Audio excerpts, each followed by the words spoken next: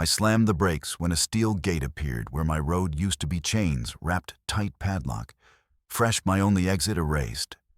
Gravel skidded under my tires. Razor wire gleamed on top.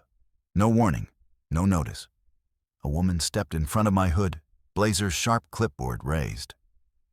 "You can't leave," she said. "Not unless you join the HOA." Fresh concrete still smelled wet around the posts. Forest boxed me in behind. There was nowhere else to go. "Sign the membership agreement," she added calmly, tapping the paper, "and we'll unlock it." I didn't shout. I didn't touch the chain. I pulled out my phone and started recording. "So you're trapping me on my own land?" I said. She smiled, controlled. "Access is conditional." Then she glanced at her clipboard and said something colder. "We already filed documents saying you agreed." Margot didn't waste a second pretending this was neighborly. She planted herself between my bumper and the gate, flipped her clipboard open, and slid a single page toward my window, like she was serving papers. "Welcome to Meadowgate Estates," she said. "Mandatory HOA membership. Sign today and we unlock the gate. Refuse and you stay restricted." I kept my phone up recording. "You're blocking a recorded easement." Her smile didn't move. According to our filings, that road is now HOA-controlled access. Behind her, the black SUV idled in the shoulder like a silent threat. A man in a security shirt stared straight through my windshield, hand resting on the radio clipped to his chest. Not a deputy, not a cop, just hired muscle with a bad-shaped patch. Margot tapped the paper again. "Back dues are $18,000, plus a compliance deposit. Once you sign, you'll be added to the authorized list. Your deliveries resume. Your guests resume. Your life resumes." Or I asked. Her voice dropped half an inch, still polite but sharper. "Or we document non-compliance and begin enforcement. Liens, legal action, access restrictions, it's policy." That was the one word she kept hiding behind policy. I leaned closer to the window. "Show me the county order that gives you the right to cage me." Margot's eyes flicked to my camera, then she nodded like she'd already won. "You'll see it at tonight's emergency board meeting." And as she turned away, she added the line that told me this wasn't a mistake. "We didn't start this today, Mr. Aldridge. We finished it." The moment Margot walked away from my truck, the gate stopped at feeling temporary.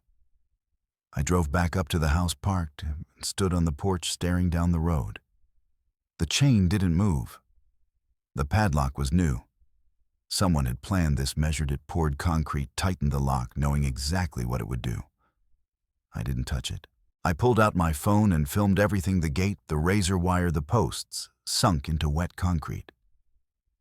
I walked the road on camera until the trees swallowed it and made it obvious there was no second way out. Then I filmed my deed. Read the parcel number out loud. Read the easement clause word for word. I wasn't arguing. I was documenting. An hour later, a white envelope appeared in my mailbox. No stamp, no return address. Inside was a thick packet labeled "Compliance Materials," a membership agreement, a fee schedule, and a bright yellow strip across the top: "Access Restoration Requirements." They weren't pretending anymore. The total at the bottom came to $18,000 in back dues, plus something called a compliance deposit. No refund language, no timeline. Just pay, sign, and submit. The last line made my jaw tighten. Failure to comply may result in continued restricted movement. I set the packet on the table and turned the camera back on, capturing the date and time. Outside, the road stayed quiet. Too quiet. That night, headlights passed the gate twice. Slow, deliberate.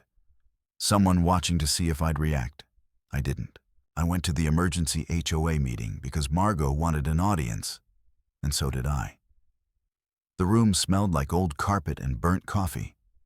Folding chairs, a cheap microphone. Margot stood at the front, flanked by 3 board members, all dressed like people who believed paperwork was power. "Mr. Aldrich," she said, smiling, "thank you for coming to resolve this." I raised my phone. "I'm recording." Her smile tightened. She clicked a remote, and a map appeared on the screen, HOA boundaries shaded in blue. My property sat inside the blue.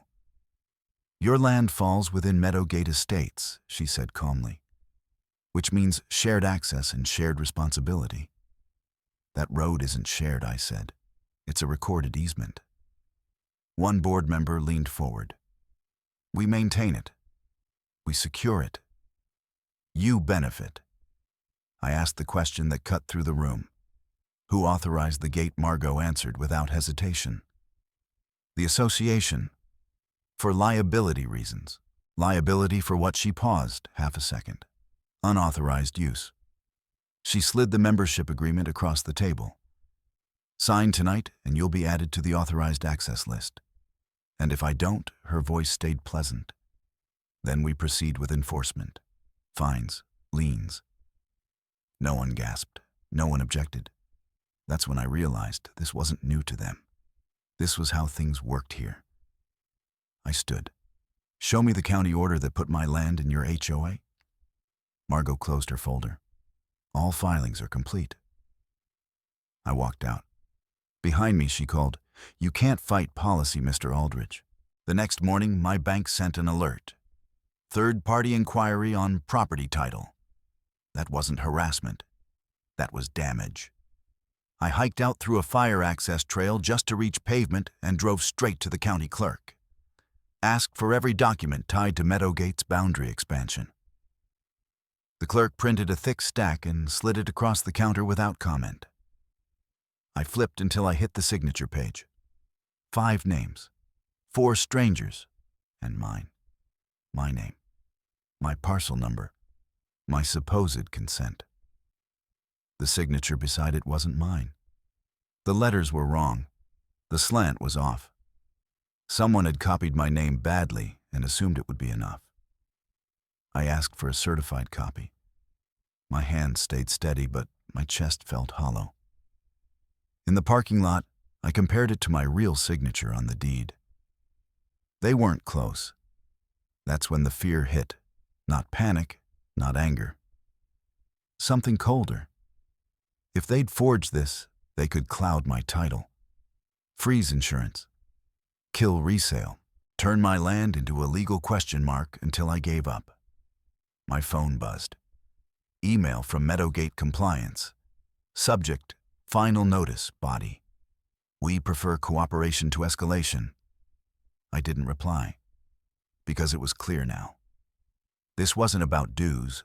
This was about taking my land quietly, legally on paper, using my own name.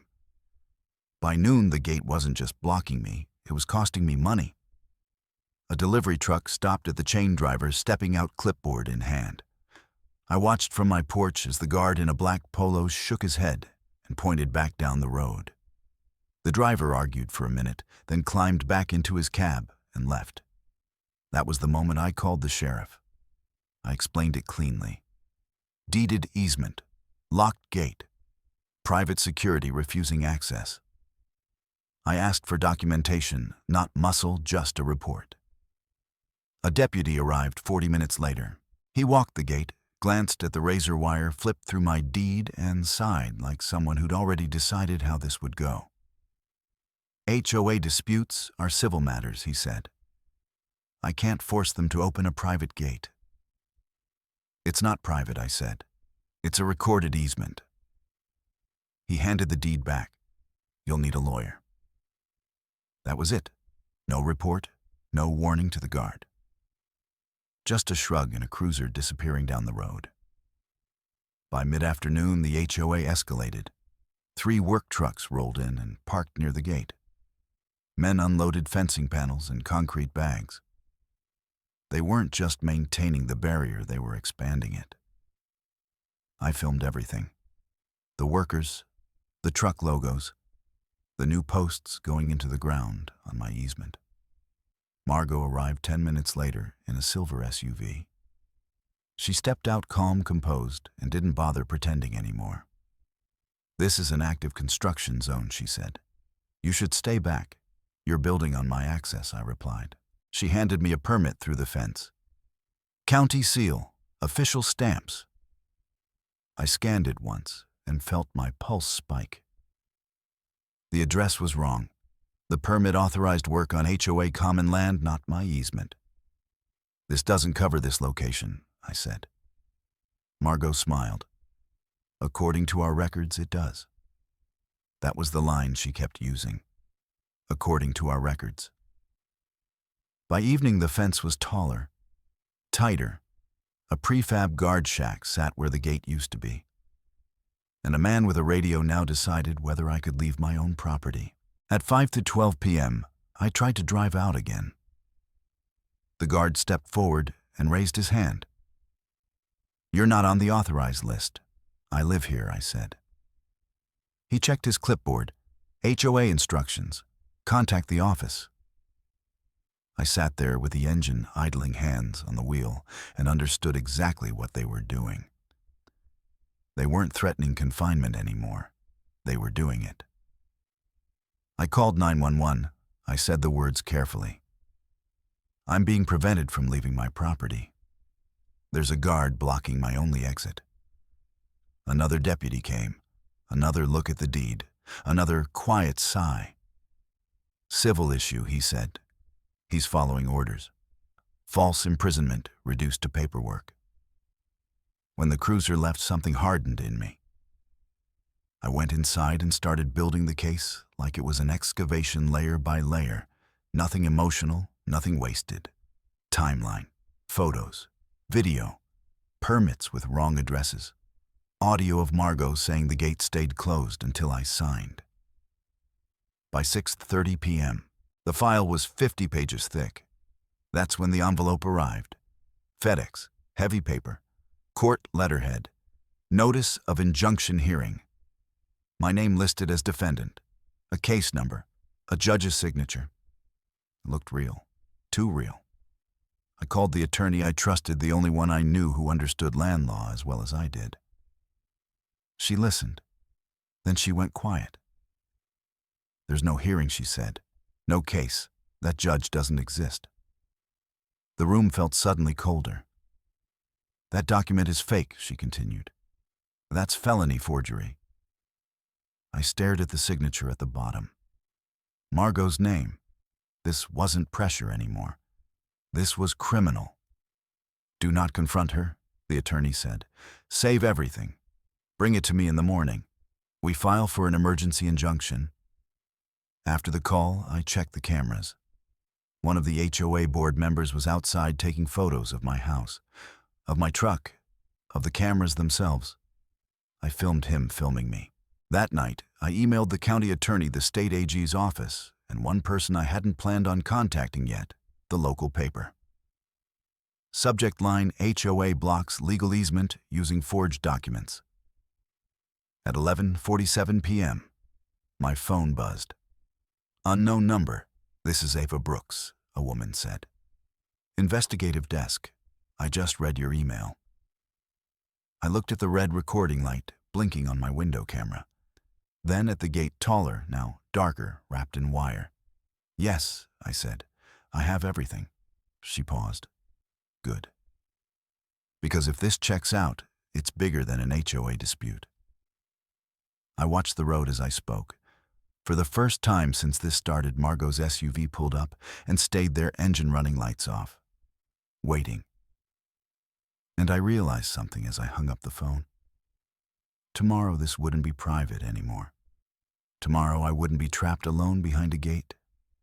Tomorrow they'd have to explain all of it in public. The county hearing room filled fast. Neighbors, reporters, 2 deputies by the wall. I took my seat at the left table with my laptop open and a single binder beside it. Across from me, Margot sat between 2 attorneys, posture straight, face composed.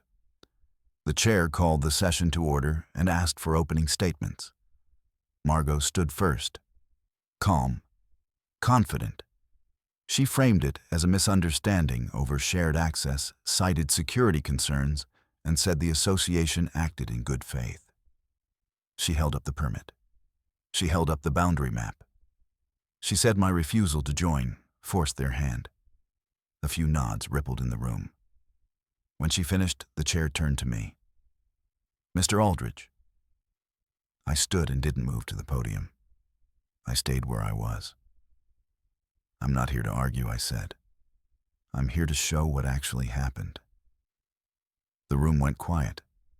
I projected the first image my deed recorded decades before the HOA existed. I read the easement clause, once slow, clear, then moved on. Next slide, the HOA boundary map, beside the county's official map. They didn't match.